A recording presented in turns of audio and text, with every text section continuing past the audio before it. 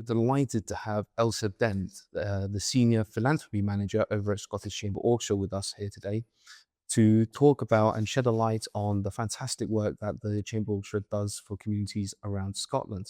As a technology partner for Scottish Chamber Orchestra, this will be a great chance for us to shine a light on the great work that goes on there behind the scenes.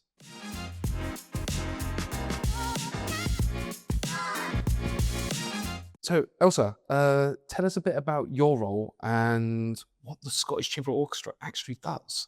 We're one of the 5 national performing companies in Scotland. So we perform orchestral music all over Scotland. Throughout our main season is sort of September until May. But out with that, we do many other exciting projects. Summer tour, kind of going all over Scotland. So I am in the development team. So we're tasked with raising the funds to allow the orchestra to do all the amazing and wonderful things that it does. Okay, and so within the role of fundraising, how does that look on a sort of day-to-day basis? We have sort of individual donors who are people, individuals, families that choose to donate to support the orchestra. Okay. So we do sort of events and things with them. We meet a lot of them at concerts, and they're really and truly part of the family. They're very connected to the orchestra, which is a wonderful relationship to have. But within my role as well, I also work on the corporate sponsorship side of things. So developing relationships with organisations sort of across Scotland who also choose to support the orchestra through their businesses. It definitely sounds busy, and it definitely sounds like it's a constantly ongoing venture. So you just mentioned that the Chamber Orchestra performs across the whole of Scotland. How do you connect with the communities? So we have an incredible learning and participation team within the orchestra. So sort of what the audience sees, the musicians that are on the stage every week. There's also a team of people sort of behind the scenes who are doing all these other little bits and pieces, like myself and my colleagues who are in the office. So within that, we have our learning and participation team who really connects with the communities that we're working with. Okay.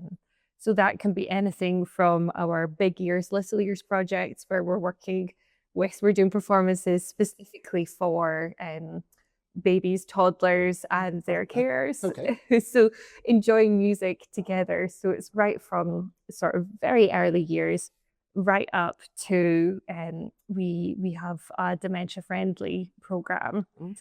So it's sort of everything in between that. They're really working with the communities that we're performing in, and really getting music to everybody as much as we can.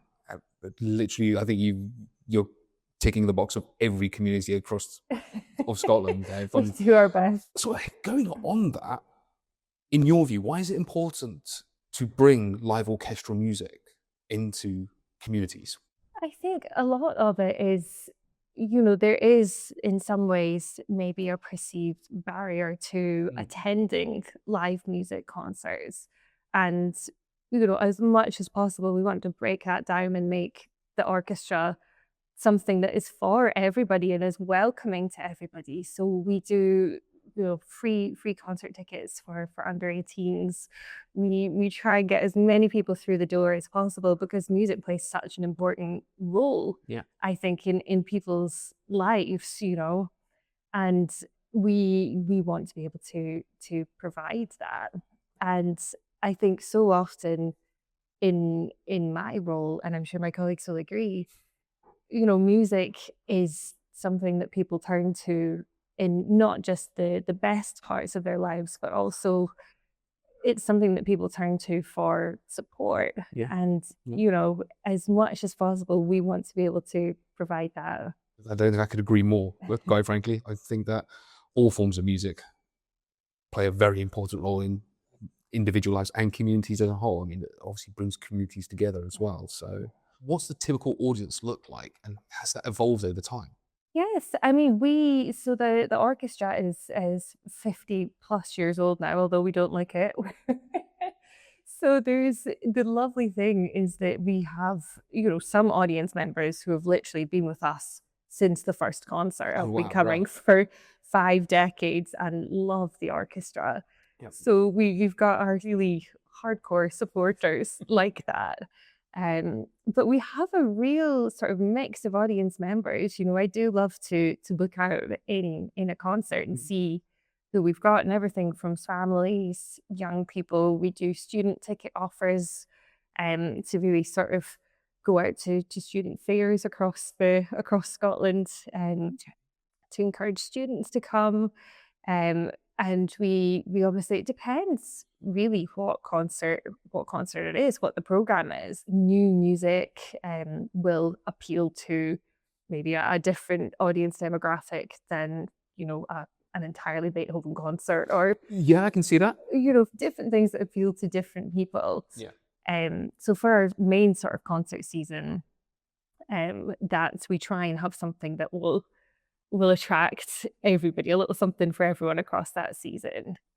But as I spoke about already, we do all sorts of different Mm. concerts out with that main season. So it can be, smaller quartets or quintets going into different areas, going and performing in community centres, in hospital wards, in our Big Ears, Little Ears concerts. We're doing one actually coming up at V&A Dundee in the Oh. museum. Yeah.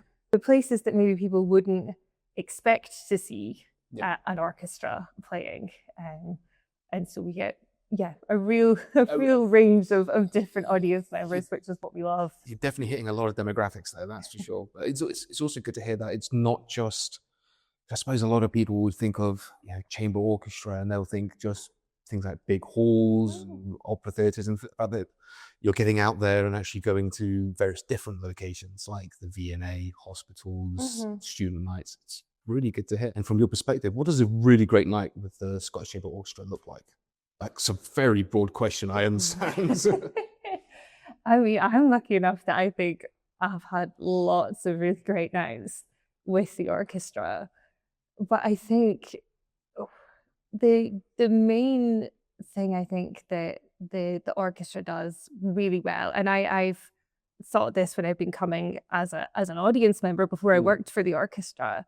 I think that they're really unique in that the orchestra loves working together. Okay.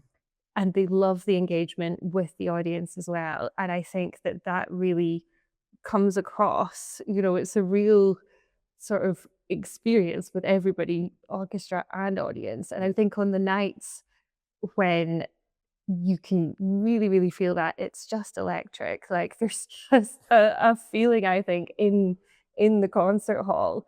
The concert finishes and there's applause, there's maybe people standing up at the end. But the sign of a great night, I think, is when I'm standing at the door saying goodbye to everybody as they're leaving and people just can't stop talking about it. Yeah. Sometimes that happens for concerts that we're not expecting it to happen. It can just be, something that was maybe like a little bit more obscure, something that maybe, we took a little bit of a risk on fitting it into the program. And it can be, that piece that's just captured the audience in a way that we weren't expecting. There's got to be so much going on behind the scenes. What does that sort of look like? Yes, there is a lot going on behind the scenes. And I think when people ask me, where do you work? And I say Scottish Chamber Orchestra, people are like, I don't know, what do you play? Instantly, yeah, straight away. People, see the orchestra as just the musicians, and that's the front facing part of it.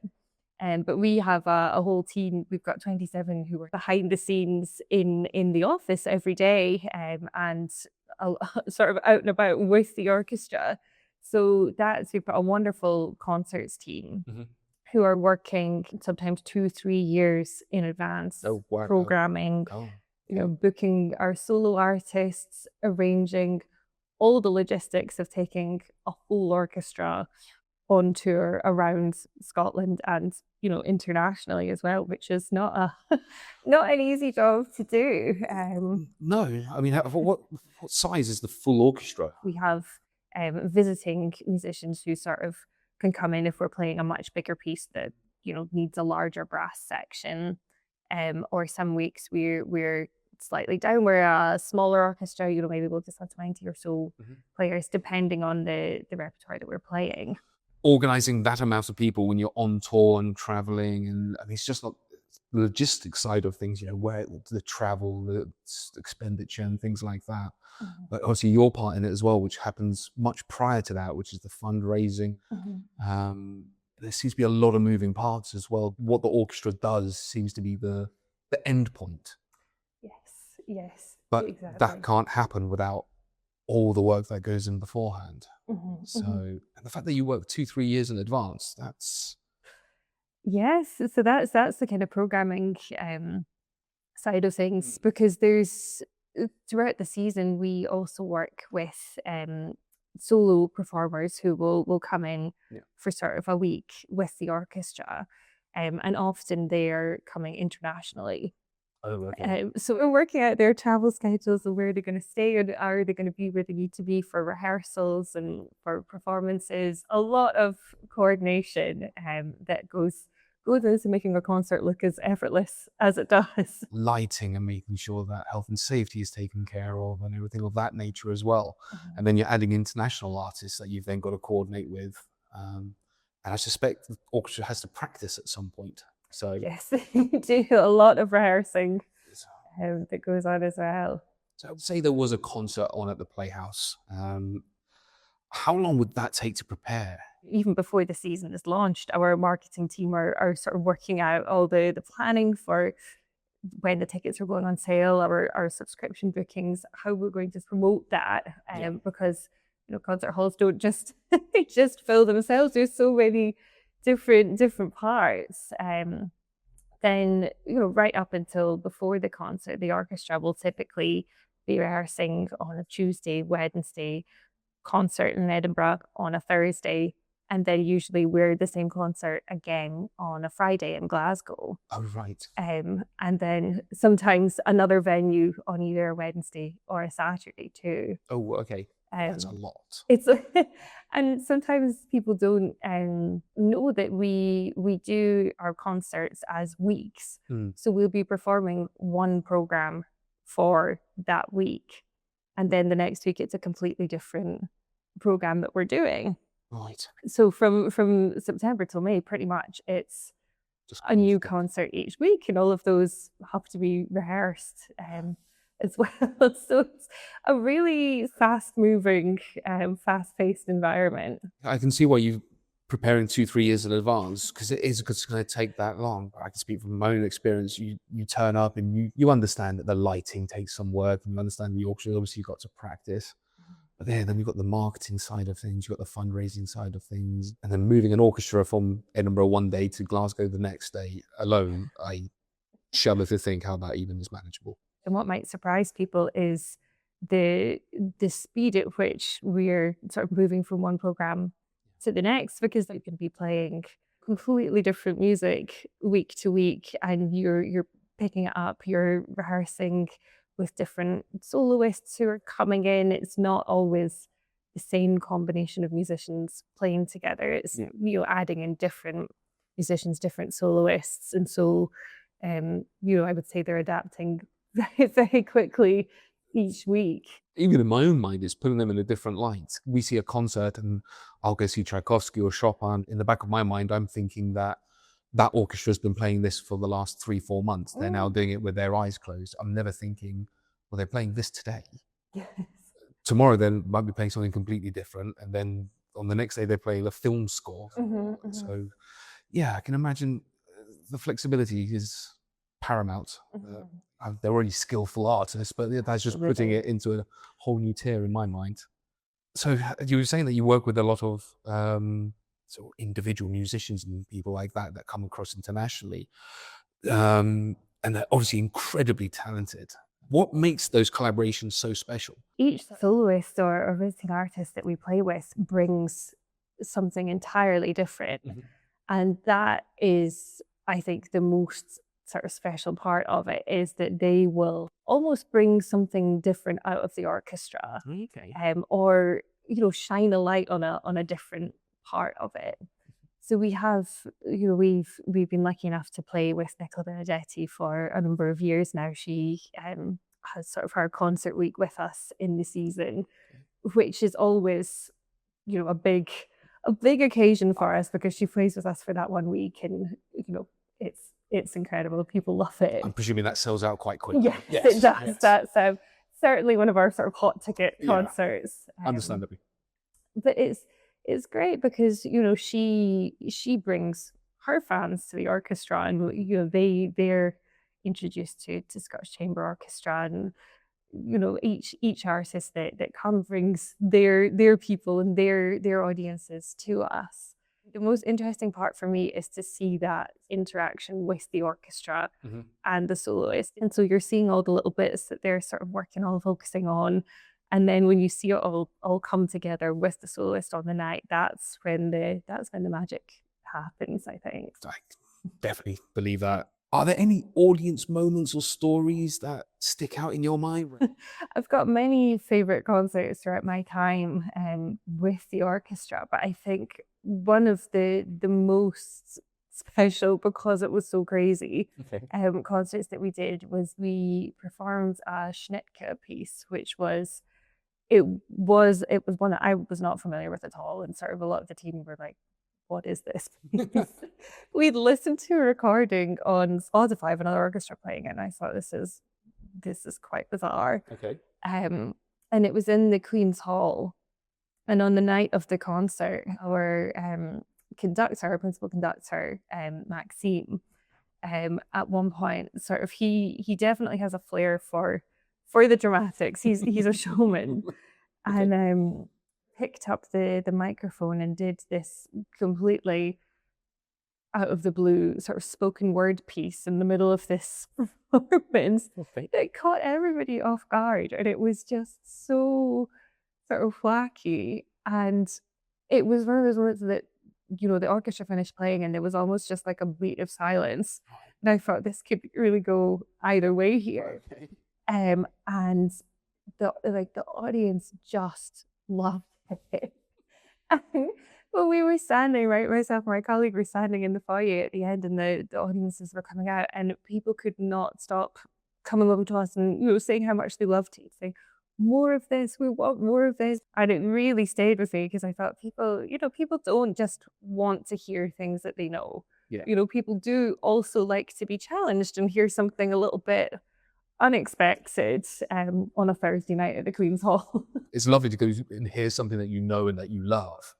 But every now and again, I mean, I suppose that's the love of music. You always want to hear something new, something different, something that you maybe wouldn't go to normally. Going on from that, actually, it's a good segue. Fortunately, I am a fan, but for someone who's never been to an orchestral performance, what would you say to them? How would you get them into it, or how would you get them just to give it a go? Just come and see what it's like. Yeah. Because I love the orchestra, but I'm not a classical music head. I don't I don't know everything there is to know about Mozart. I'm just a fan, that enjoys the concerts. And I think a lot of people would maybe not be encouraged to go to see an orchestra performance in the same way as they would, maybe a musical or a band or something like that. They see as like a little bit more accessible. And so I would say, just come and give it a go. Especially for our young people, you've got nothing to lose by coming, because you can come free of charge. So just book a couple of tickets and come and see what the orchestra is about. And I think it would really surprise you. And you will, 9 times out of 10, you'll hear something in the concert that you recognize, and you think, I didn't know that that's where that came from. Yep. I can empathize with that. There's Yeah. many a film score or even an advert that people have seen, and they hear a piece of music and they don't understand where it's from. So I think that recognition is fantastic. But I would also like to point out, you said it a couple of times already, that there are free tickets available for under 18s, is it? Yes. So definitely give it a go, especially if it's free of charge. You've literally got nothing to lose. It's a Mhm. couple of hours away and you'll see a fantastic thing. So it's, yeah, free of charge. Do it. Absolutely. Us at Grant McGregor with Scottish Chamber Orchestra's managed service provider for IT, but we're also your sponsor. Mhm. How important are partnerships like that to your organization? Partnerships like that are crucial to Scottish Chamber Orchestra, because the support that Grant McGregor and our other business partners are giving to us allows us to do all of these things that the orchestra does, and that's so important. Mhm. Allowing us to go into the communities and to reach the people that need the support of music the most. So having Grant McGregor on board providing that support is, we're very grateful for that, and it's allowing us to do wonderful things. I mean, we've already heard about the community projects that you run over there with the Chamber Orchestra. And if our sponsorship can go even a small way into helping that and bring it out there, then what's next for the Scottish Chamber Orchestra? I know that there's a couple of really interesting projects currently going on in Edinburgh music in general Mhm. that the Chamber Orchestra is very heavily involved in. What are they and when are they coming? It's an exciting time for music in Edinburgh at the moment. So we have our friends at the Dunard Centre, which is the new concert hall Yep. that's under construction. So that will eventually be the home of Scottish Chamber Orchestra. So we're very excited about that. And at the same time, we've got the National Centre for Music, Yep. which is also under construction in the old Royal High School site. So it's really, the two will sort of marry up that real concert hall experience, but also the community aspect as well. And so it's, in the next sort of 4 years, 3 4 years in Edinburgh, it's going to be transformational for music. And the Scottish Chamber Orchestra is lucky enough to be right at the heart of both of these amazing projects. It's definitely a lot going on at the moment. I mean, speaking from me personally, everyone always seems to think of Glasgow as the city of music. Glasgow is where people go. So having new ventures opening up in Edinburgh, and they're not small ventures. No. So the National Centre for Music's not a small undertaking by any standards, and the Dunard Centre is literally being built from the ground up. Yes. It's a huge mammoth undertaking.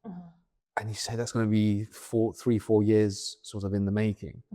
What will that do for the Scottish Chamber Orchestra, having the Dunard Centre, especially here in the heart of Edinburgh? I think it will open up new audiences for us. It's as you said, a custom built concert hall Yeah. right in the centre of Edinburgh, that we will be performing in every single week. And I think, it just allows us to hopefully reach even more people um than we are now, Mhm. to really connect them with the orchestra in a hall which is sort of almost custom built for an orchestra of our size to perform in. And I think, at the same time, the National Centre for Music will be doing amazing work, reaching those communities and encouraging new people into music of all different types. Mhm. And it's a real investment in music in Edinburgh, and a real investment in the people of Edinburgh and the people of Scotland. So very exciting time for us. Very exciting and very busy by the sounds of it. Yeah, a lot of moving parts all converging at the one time. So it should be good. And I'm thoroughly looking forward to it. Ailsa, thank you so much for joining us today. It's been fantastic to hear all about the great work that goes on over at the Scottish Chamber Orchestra. And thank you for listening to another episode of the IT Bridge.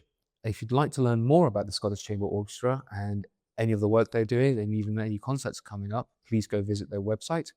We hope you've enjoyed the conversation and we'll see you next time.